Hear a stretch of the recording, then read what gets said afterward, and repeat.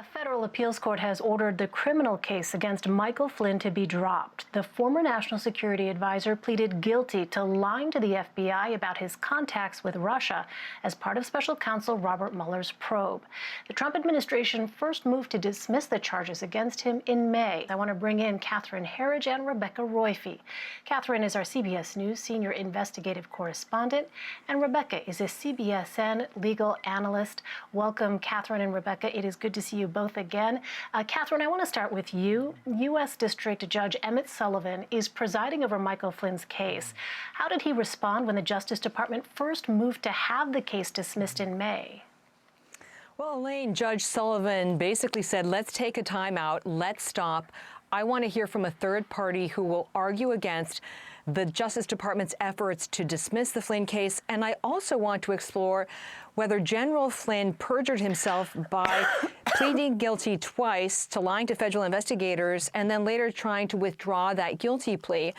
And the appeals court here in Washington today, by a margin of 2-1, has now ordered Judge Sullivan to dismiss the case on the basis, they say, that he has exceeded his authority and his actions amounted to, quote, clear legal error. We had word late from the court this evening that the judge has issued an order saying that he will take no further filings in the case until he makes up his mind on how to proceed, Elaine. Interesting. Well, Rebecca, as we mentioned, Michael Flynn pleaded guilty twice. What legal justification is the DOJ using to drop this case, despite the fact that the defendant pleaded guilty? Yeah, so the DOJ is saying that they think these lies were not material to an ongoing investigation. Now, it's a somewhat unusual, or I should really say very unusual argument, because in fact, the judge has already ruled that despite the new evidence they have about what happened within the FBI, the lies were still material to an ongoing investigation. So that's the DOJ's position in attempting to withdraw the charges. Well, Catherine, you spoke with Attorney General William Barr about this case last month. What motivated him to have it dropped more than 2 years later? Well, he said there were a couple of factors. Earlier this year, the Attorney General William Barr tasked a U.S. attorney for the Eastern District of Missouri, Jeff Jensen, to do a review of the Flynn case. And the Attorney General told CBS News that Jensen had found some evidence that had not been provided to Flynn's defense, and that this was evidence that would have been helpful to his defense team, what they call exculpatory evidence.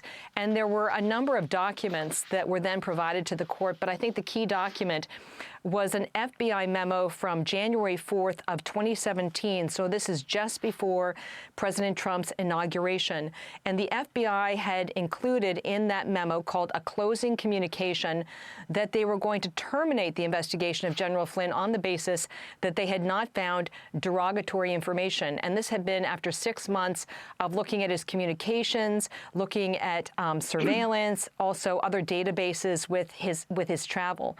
And Attorney General William Barr said that when the FBI intervened, Agent Peter Strzok, on January 4th, to leave the case open, he said this was, what's the term I really want to say, that this was just an effort, in his words, to lay a perjury trap for Flynn, that the FBI was getting ready to close. They left it open with the explicit purpose to trap Flynn, which in the end, they did. You know, he pled guilty to lying. So that's where sort of the legal semantics fall on this.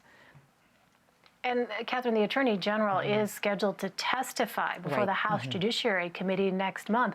Why is he being asked to appear? What do lawmakers want to hear from him?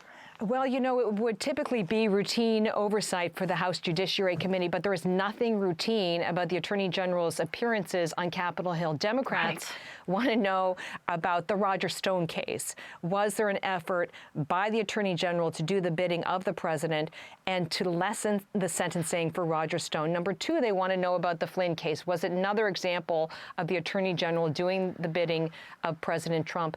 And then number three, they want to know about the termination of the U.S. attorney for the Southern District of New York. This is Mr. Berman, who had investigated Michael Cohen, the president's former personal attorney.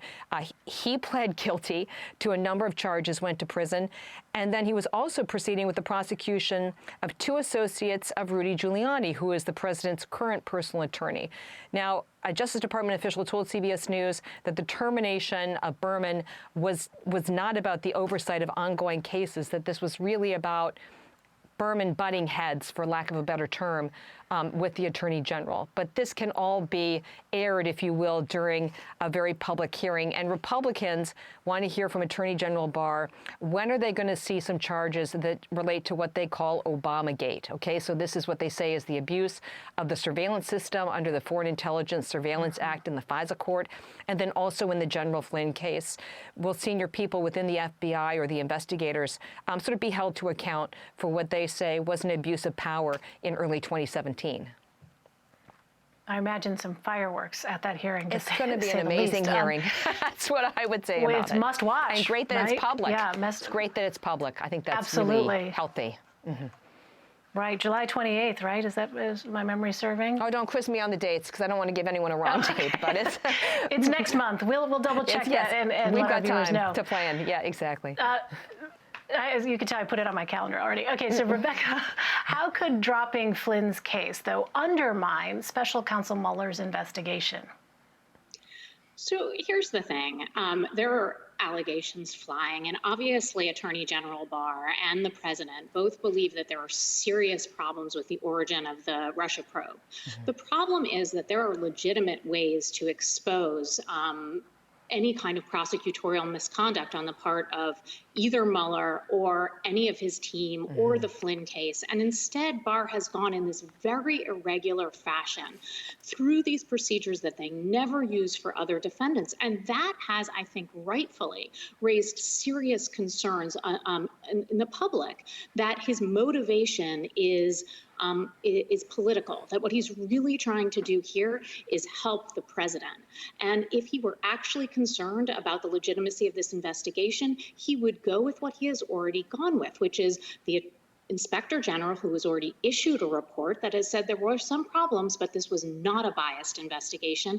And then he also has Durham, who's been introduced criminal investigations. So these kind of behind-the-scenes machinations where he does things in a particular case, like the Stone case or the Flynn case, that he would never do with any other defendant, and has the Department of Justice acting in this very odd way, and replaces the line prosecutors with political appointees and what they decide, that is what is leading people to worry that the Department of Justice has become politicized. And, just today, we had one of the assistants who was involved in the Stone case testify. And what he said was just that he was, in fact, told to do something, and explicitly told that the reason why he was being directed to go softly on Roger Stone, who's a friend of the president, is because of political issues, because he's politically connected to the president. And I just want to make this so clear. Prosecutors have a lot of discretion, but they are never allowed to consider personal or partisan concerns or personal connections of a defendant in determining what course to take. And that's where he has really undermined faith in the Department of Justice here. And that's such important context, I think, for people who may not be familiar with how it works with respect to these career prosecutors that work at DOJ. Rebecca, at this point, is there anything that Judge Sullivan can do to keep the case open? Yes, there is. Judge Sullivan can petition the D.C. Circuit to hear the case in what's called en banc, which means that the entire panel, all of the judges sit and hear the case rather than just the panel that determined this particular case. And so there would be a kind of rehearing, a sort of appeal to the entire panel. So he can do that, or the D.C. Circuit itself can decide on its own, sua sponte, to hear the case again. So we have to wait and see what his decision is there. And I think everybody has their eye to him to see, are you going to ask the other judges, are we all going to assume that this is the last word on this case? It's very unusual because not only was he deciding whether or not the government can make this motion, but also this extraordinary appeal, which is just not, again, it's just not usual. It's very, very rare that the appellate court decides before the district court gets a chance to chime in. And that's what happened here. So I think most of the legal community was really shocked that it came out this way, even if ultimately the charges against Flynn would be dismissed. Most people thought that Judge Sullivan would be allowed to conduct his hearing and actually get to the bottom of what was going on. So it really was surprising and kind of shocking. And so we have to wait and see whether there will be another chance to argue whether or not that extraordinary appeal should have been granted. All right, we will watch it. And I double-checked, July 28th indeed is that date. Thank you, I feel relieved. and Rebecca, no, I did not mean to put you on the spot. Catherine Herridge and Rebecca Roiphe, so great to have you both. A lot to sort through today. Really appreciate it. Thank you very much. Thank you so much for having me.